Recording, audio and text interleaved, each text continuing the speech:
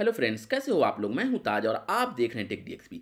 आज की ये वीडियो बहुत ही इंपॉर्टेंट वीडियो है। इस वीडियो में हम लोग देखेंगे कि इलेक्ट्रिकल रूम के साथ जो हमारा ट्रांसफार्मर रूम होता है, जिसको हम लोग सब स्टेशन भी कहते हैं, उसको हम लोग किस तरह से रीड करते हैं और ये ड्राइंग हम लोग कैसे बनाते हैं और ये ड्राइंग हम लोग को कौन प्रोवाइड करता है, ये सारा कुछ मैं इस वीडियो में डिटेल में बताऊंगा। तो यहाँ पर जो आप देख रहे हो, ये सामने ये एक इलेक्ट्रिकल रूम मतलब ये ट्रांसफार्मर रूम का ड्राइंग है, जो कि हम लोग इसमें डिस्कस करेंगे अभी, जिसको हम लोग सब स्टेशन रूम भी कहते हैं। और ये ड्राइंग जो है हमें अथॉरिटी की तरफ से ही मिला है। जनरली बहुत सारी अथॉरिटी का एक स्पेसिफिकेशन होता है, वहाँ से हम लोग देख कर सकते हैं, लेकिन कुछ अथॉरिटी ऐसी होती हैं जो हर एक प्रोजेक्ट के लिए जो है खुद से बना करके ट्रांसफार्मर रूम का ड्राइंग देती हैं। उनमें जो है फीवा जो है दुबई की एक अथॉरिटी है, यूएई यूनाइटेड अरब एमिरेट्स की अथॉरिटी है, जो कि 4 एमिरेट्स में जो है इलेक्ट्रिकल का काम का सारा उसके अंदर में आता है, तो वो देखती। तो फीवा जो है federal electricity and water authority, जिसका नाम भी अभी चेंज हो गया है, इतिहाद वाटर एंड इलेक्ट्रिसिटी हो गया है। तो वो जो अथॉरिटी है वो खुद से हर एक प्रोजेक्ट का जो है ड्राइंग बना करके देती है। हम लोग उसको आर्किटेक्चर ड्राइंग देते हैं कि ये हमारा ट्रांसफार्मर रूम का साइज़ रहेगा, ठीक है। साइज़ भी उनके हिसाब से ही होना चाहिए, लेकिन हम लोग बता देते हैं कि ये वाल ऐसे ऐसे रहेगा। उसके अंदर वो लोग को जो रिक्वायरमेंट होगा, कैसे वो लोग ट्रांसफार्मर रखेंगी, कैसे आरएमयू रखेंगी, किधर से केबल एंट्री उनका होगा, ये सारा कुछ जो है वो लोग बना करके देते हैं। और कैसा ट्रेंच होगा, ये सारा कुछ उन लोगों ने ही बना करके दिया है। और वही हम लोग देखेंगे कि हम लोग को सिविल इंजीनियर से कैसे इस ड्राइंग को बनवाना है, मतलब साइट पे इंप्लीमेंट करवाना है इसको। तो यहाँ पर हम लोग डिस्कस करते हैं। सबसे पहले जो है इसका जो जनरल नोट्स है वो हम लोग पढ़ लेते हैं।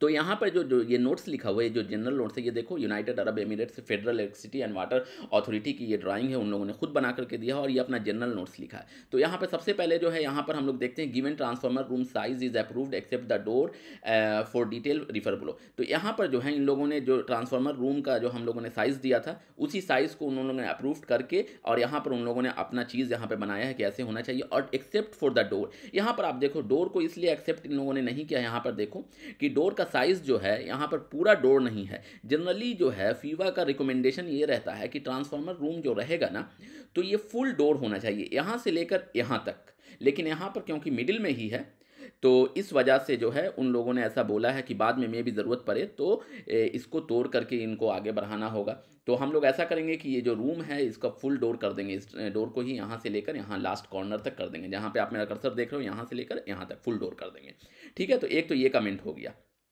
उसके बाद दूसरा जो है इन लोगों ने जनरल नोट्स लिखा है, transformer room door should be 3 metre high, aluminium louvered with padlock system as well as and well ventilated, ठीक है। तो यहाँ पर जो है सबसे इंपॉर्टेंट चीज़ ये आता है कि डोर साइज जो है ट्रांसफार्मर रूम का हमेशा 3 मीटर हाइट होना चाहिए।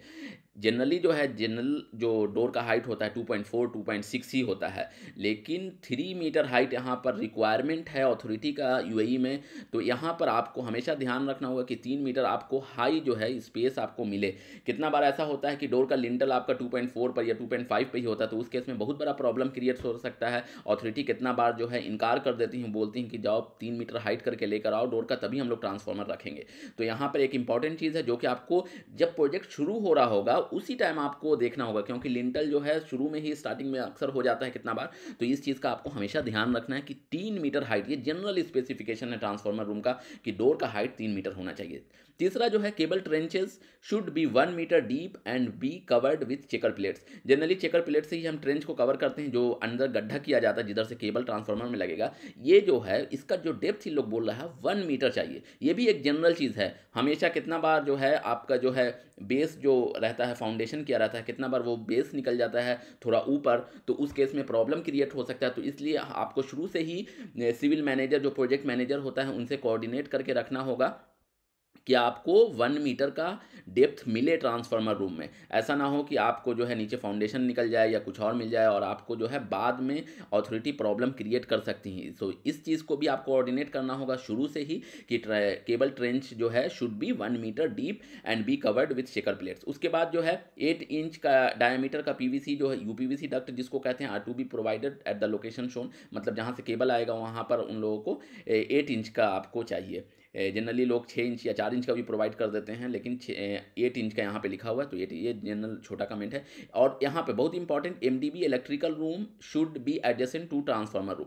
ये जो है जनरली जो छोटे कॉन्ट्रैक्टर रहते हैं या कभी कभी किसी को प्रॉब्लम मतलब उन लोग को उतना पता नहीं रहता है, तो उस केस में वो लोग करते ये हैं कि एलवी रूम जो इलेक्ट्रिकल रूम आप देख रहे हो वो थोड़ा अलग दूर बना देते हैं। तो जनरली जो है ये एक बेसिक चीज़ है कि आपका ट्रांसफार्मर रूम के साथ ही एलवी रूम होना चाहिए। तो इस चीज़ का हमेशा आपको ध्यान रखना है जब भी आप डिज़ाइन करो। उसके बाद जो है transformer room and electrical room are to be provided with normal light तो होता ही है, इमरजेंसी लाइट भी वहाँ पे होना चाहिए। उसके बाद हैविंग टेस्ट सॉकेट, एक सॉकेट भी अंदर आपको डालना है ट्रांसफार्मर रूम में। Fire extinguisher and exhaust fan, fire extinguisher बहुत ज़रूरी है। और एग्जॉस्ट फैन उस केस में होगा कि जब आपका जो है एसी नहीं हो। कितने बार जो है लोग एसी भी लगवा देते हैं ट्रांसफार्मर रूम में, तो अगर एसी रहेगा तो यहाँ पे से एग्जॉस्ट फैन नहीं रहेगा और एल्युमिनियम लोअर डोर नहीं रहेगा, उस केस में पैक डोर रहेगा। ठीक है, ये चीज़ आपको ध्यान रखना है। उसके बाद contractor should be obliged to do minor modification at the time of construction. जब जो है अथॉरिटी लाकर ट्रांसफार्मर रखेगी, उस केस में अगर कुछ प्रॉब्लम हो तो मॉडिफिकेशन कॉन्ट्रैक्टर को करना पड़ेगा। जे और I bolt hook to be provided in on the opposite side wall facing the entry door of the transformer room. यहाँ पर एक जे या आई बोल्ट का जो हुक लगाना होता है, ताकि जो है ये वाला जो वाल है, ये डोर से सामने वाला वाल, यहाँ पर एक हुक टाइप का लगाना होता है, ताकि जो है ट्रांसफार्मर जब अंदर रखा है तो आसानी से इसको यहाँ पर रख करके खींच के अंदर ले जा सके। लेकिन अब तो क्योंकि क्रेन से रखते हैं जनरली, तो डायरेक्ट ही जो है आपका डोर का साइज़ 3 मीटर रहता है, तो डायरेक्ट ही अंदर रखा जाता है। अगर ये हुक नहीं भी रहे तो कोई प्रॉब्लम नहीं, लेकिन पहले जो है ये एक मैंडेटरी चीज़ था, लेकिन आज के डेट में अगर नहीं भी रहेगा तो कोई प्रॉब्लम नहीं, लेकिन अगर लिखा हुआ है तो आप अगर डाल दोगे तो अच्छी चीज़ है। उसके बाद detail drawing of the transformer should be submitted to फीवा for approval prior to construction. In case जो है फीवा अगर ये ड्राइंग नहीं दे रहा है या कोई अथॉरिटी नहीं दे रहा है, तो आपको खुद से बनाना है और अप्रूवल लेना है। यहाँ पर तो इन लोगों ने दे दिया है, तो तब तो इस कमेंट का और इसका कुछ मतलब नहीं रह जाता। उसके बाद मिनिमम यहाँ पे एलवी रूम के बारे में लिखा हुआ, minimum space of 0.75 metre on the rear side of the LV panel and 1.5 metre on the front side of the LV panel. मतलब जो है जो एलवी पैनल हम लोग रखेंगे यहाँ पे एलवी रूम में, यहाँ पर जो ये रखा है इससे बैक साइड से 0.75 चाहिए, और जो फ्रंट साइड जो डोर खुलना है इधर आपको 1.5 मीटर का चाहिए, तो स्पेस, ताकि आसानी से खुल सके। एलवी रूम पे मैंने ड्राइंग बनाया है, उस पर मैंने वीडियो भी बनाया है कि एलवी रूम में कैसे पैनल रखते हैं, तो उसमें ये सारे डिटेल मैंने बताया कि कितना कितना स्पेस आपको आगे पीछे चाहिए। तो ये सारा तो रेगुलेशन था।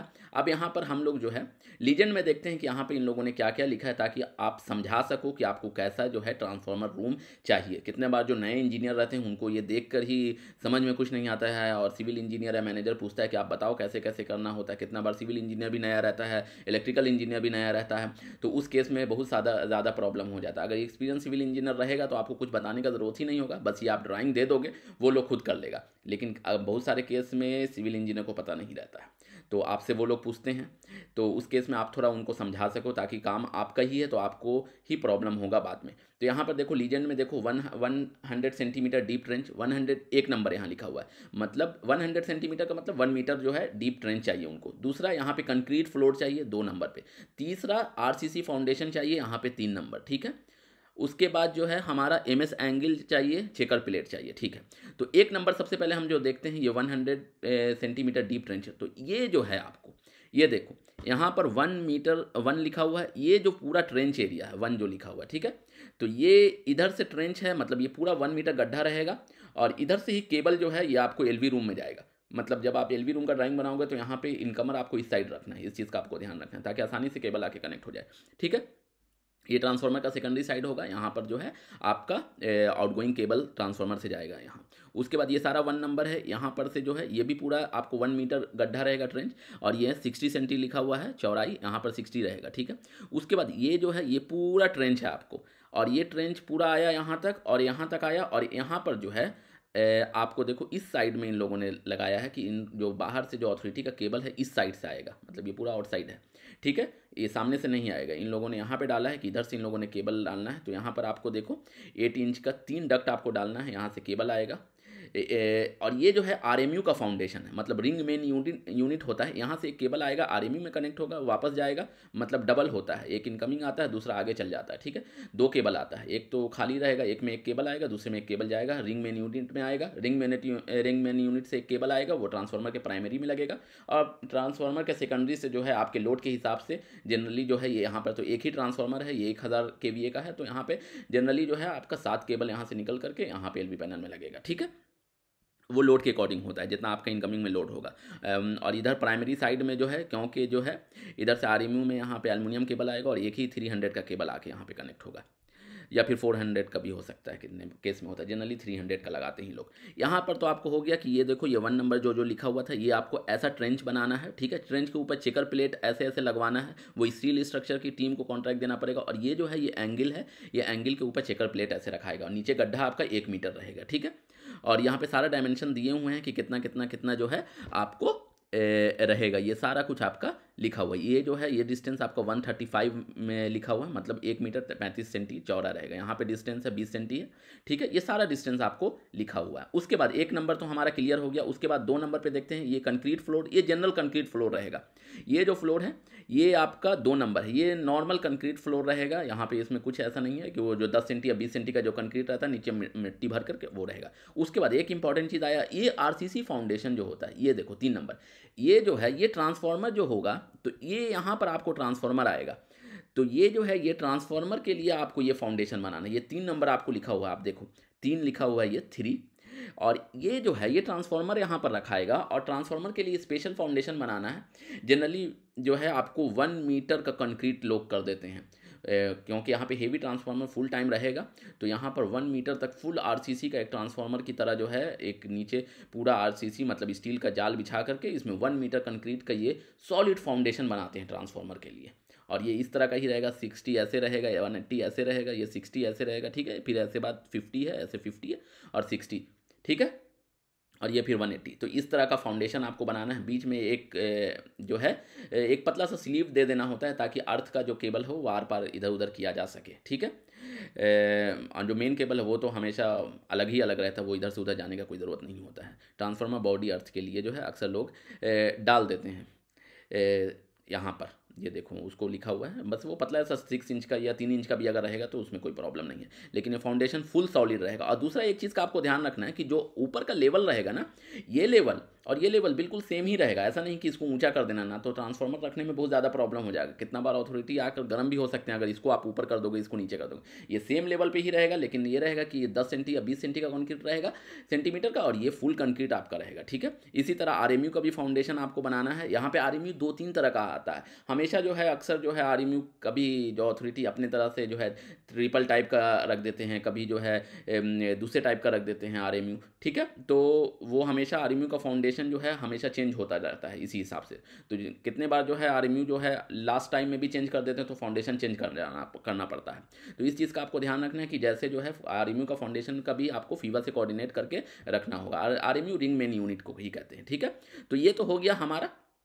ये देखो यहाँ पे एमएस एंगल लिखा हुआ है, ये एमएस एंगल ऐसे लगा रहेगा साइड में, जो है कंक्रीट से पहले एमएस एंगल स्टील में लगा करके लगा देते हैं इस तरह से, ताकि उसके बाद ये सारा कंक्रीट कर देते हैं। और उसके बाद जब स्टील स्ट्रक्चर वाले लोग आते हैं तो उसके ऊपर जो चेकर प्लेट और ये सारा कुछ करते हैं, ताकि जो है ये नीचे गड्ढा रहेगा, पूरा ट्रेंच खाली रहेगा, इधर से केबल आएगा, इधर से केबल आएगा, ये सारा केबल इधर हमारा प्राइमरी साइड का रहेगा, जहाँ से मेन केबल आएगा जो एचवी साइड होगा, और ये हमारा एलवी साइड रहेगा। आई होप कि आपको ये ट्रांसफार्मर का जो है पूरा डिटेल जो है किस तरह से ट्रेंच काम करता है और ये सारा कुछ आपको समझ में आ गया होगा। इसमें कुछ बहुत कुछ है नहीं। ट्रेंच जो है, इस ट्रेंच में क्या रहता है कि हमारा साइड में एंगल रहेगा, एमएस एंगल रहेगा, उसके ऊपर चिकर प्लेट रहेगा, उसके अंदर जो गड्ढा हमारा 1 मीटर का रहेगा। उसी तरह ट्रांसफार्मर का फाउंडेशन, स्पेशल फाउंडेशन बनाया जाता है ट्रांसफार्मर का, और जो है हमारा आरएमयू का। बाकी जो अलग एरिया है उसको नॉर्मल फाउंडेशन, जो नॉर्मल कंक्रीट रहता है वो इस तरह से, वो सारा एरिया प्लेन एक लेवल का होना चाहिए। इधर से भी जब आप करोगे तो ये सेम जो है बाहर से रैम्प टाइप का बना सकते हो, ताकि जो है इधर से आसानी से ट्रांसफार्मर ऊपर चढ़ सके, ना कि सीढ़ी बनाओगे प्रॉब्लम होता है अक्सर, ठीक है। जनरली वो लोग बोलते हैं कि रैम्प बनाओ एटलीस्ट 1 मीटर तक। आई होप कि आपको ये चीज़ क्लियर हो गया होगा। वीडियो पसंद आए तो please like share and subscribe my channel. मिलते हैं नेक्स्ट वीडियो में एक नए टॉपिक के साथ, तब तक